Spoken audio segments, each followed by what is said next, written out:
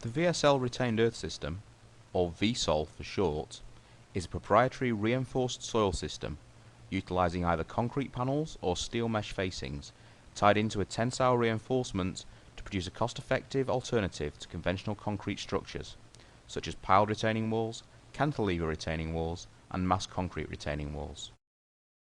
Since the system was developed in California in 1981, over 4 million square metres of VSOL have now been constructed worldwide in a wide variety of applications.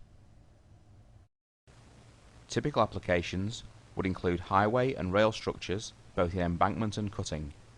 Bridge abutments may also be constructed, either carrying the load from the deck directly onto the reinforced earth, or as hybrid structures with piles encased in the reinforced mass.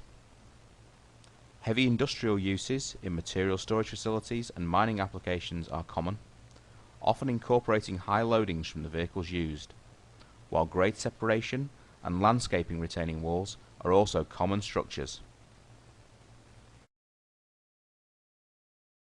The panels used in the walls are typically squares, rectangles or hexagons, with an area of 2 to 2.5 square metres.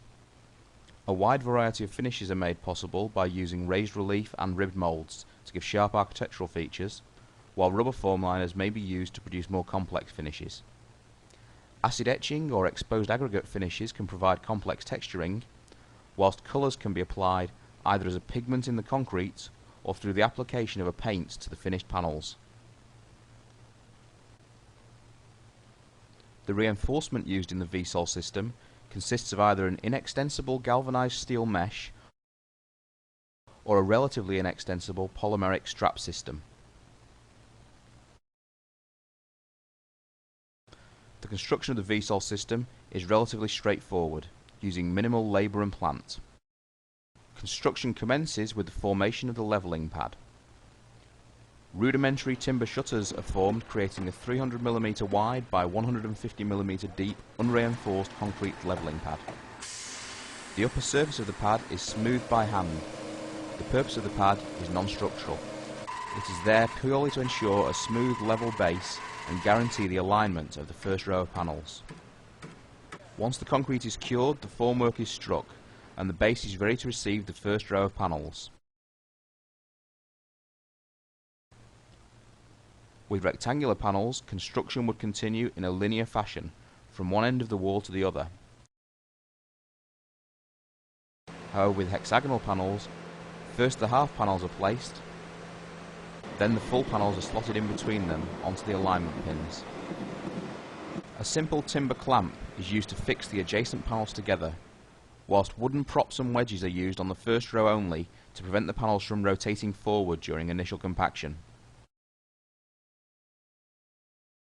Prior to backfilling, a geotextile is installed along all the joints of the panels. First an adhesive is placed, and then a 150mm wide strip of non-woven polymeric geotextile with a very fine pore size is adhered to all the vertical and horizontal joints, and any angled joints in the case of hexagonal panels.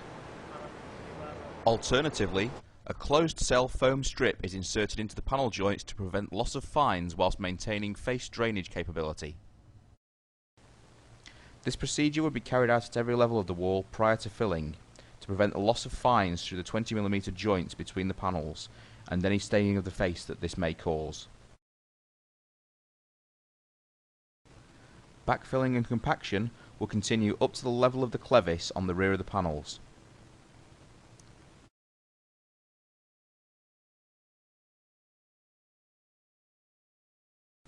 The correct mesh designation for the particular location on the wall will then be carried onto the structure, and the mesh positioned with the end loops slotting between the clevis projecting from each panel.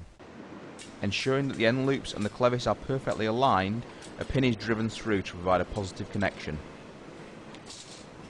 Any slack is then manually removed from the mesh, whilst timber or plastic wedges are driven into place between the end loops and the panel to ensure that further slack may not develop, thus ensuring the panels do not rotate during construction. In the polymer strap system, a single continuous loop of polymer strip is run from the rear of the structure to the face and tied into the panels using a connector loop and toggle system, similar in arrangement to the clevis connector.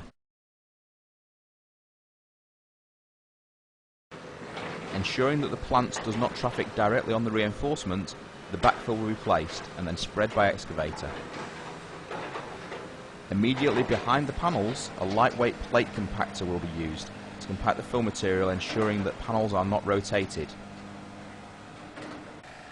Within the first 1.5 meters from the panels, a lightweight vibratory roller will then be used, whilst the remainder of the structure will be compacted using a larger, smooth drum vibratory roller. Here the heavier compaction will not have a great influence on the face of the wall.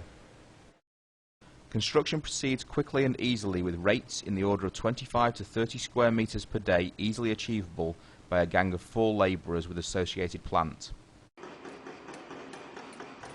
Here we see the special top panels being fitted to tie in with the road alignment.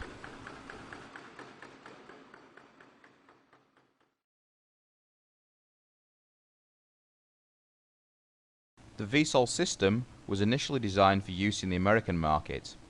Its success there led to its use in Europe and Australia, where further success has now prompted a greater emphasis on the promotion of the system in other parts of the VSL network. More VSL profit centres are now focusing on VSOL applications, and the benefits of VSOL solutions are being applied to an increasing number of projects around the globe. VSOL market development has been particularly successful in the Asia-Pacific region and Chile, while the United Arab Emirates have experienced great success with the VSOL polymeric system in particular. In Asia, VSL Hong Kong have worked on 17 different contracts in the last 5 years. VSL India have introduced the VSOL solution to the market and are currently working on projects with a combined face area of over 125,000 square metres. With numerous projects completed in Thailand, Indonesia and Vietnam, and the first VSOL projects completed in Malaysia, the Philippines and Singapore, VSL is now firmly established as a wall supplier and installer in Asia. In Australia, VSL have been particularly successful with VSOL in Queensland and New South Wales, where the recent M7 Westlink project in Sydney used 21,000 square metres of VSOL on 45 structures.